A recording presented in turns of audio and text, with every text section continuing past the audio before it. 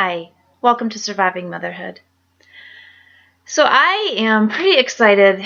Next month I'm going to be speaking for a women's retreat in West Michigan.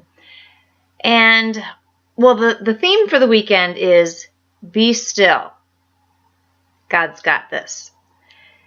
And I'm really excited about that whole theme topic because God has spoken to my heart so beautifully in that way.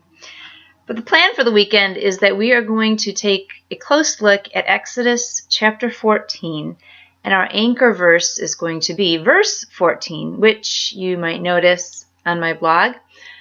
The Lord your God will fight for you. You need only to be still. And I have been doing quite a lot of studying of Exodus chapter 14. And this past week, one day I noticed an example of God's faithfulness in the passage, and I decided what I was going to do was go through the whole passage and look for all the examples I could find of God's faithfulness. And I know you won't be surprised to find there were a lot of them there. Actually, in the study that we're doing, we're going to start with the very end of chapter 13, and that's the first place that I found an example of it. When Moses, this is Exodus 13, verse 19, Moses is gathering up Joseph's bones and taking them with them on the Exodus because, as Moses says, Joseph said, God will surely come to your aid, and then you must carry my bones up with you from this place. So way back when Joseph was still alive, he knew that God would come to the aid of the Israelites.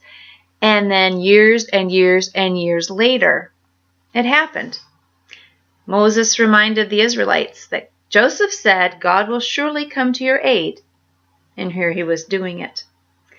And then as they go into the Exodus, in chapter 13, verse 22, we're told, neither the pillar of cloud by day nor the pillar of fire by night left its place in front of the people.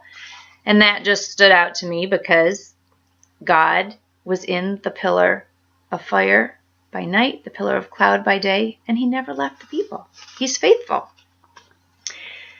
When you get to chapter 14, verse 4, says this is God speaking. He says, the Egyptians will know that I'm the Lord when he does all these things.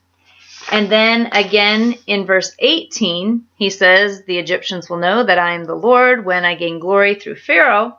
And then you go down to verse 25, and this time it's the Egyptians speaking, and they say, let's get away from the Israelites. The Lord is fighting for them against Egypt. So the Egyptians knew that he was the Lord. And I love that because God says, the Egyptians will know that I'm the Lord. And then the Egyptians say, the Lord is fighting for the Israelites.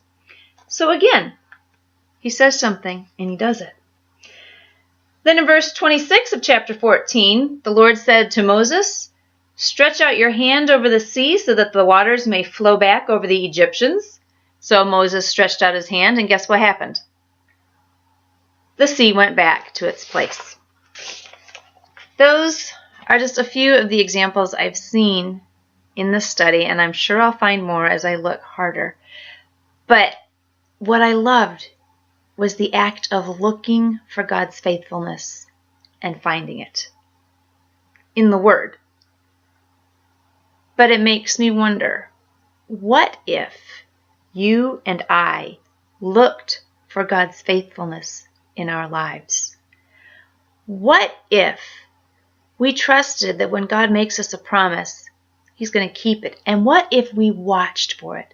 What if we looked back over our lives and we looked at all the examples of God being faithful to us? I think that's one of the joys of having the Old Testament, because we can see for ourselves with our own eyes. We kind of get the hindsight that the Old Testament folks didn't have. We can see God's faithfulness. I hope and I pray for you and for me that will encourage us to look for God's faithfulness today in our own lives before somebody has written it all down for us. God is faithful. His word proves it. Our lives can show it too. Deal? So now let's look for God's faithfulness. And in the process, have a wonderful, Jesus-full day.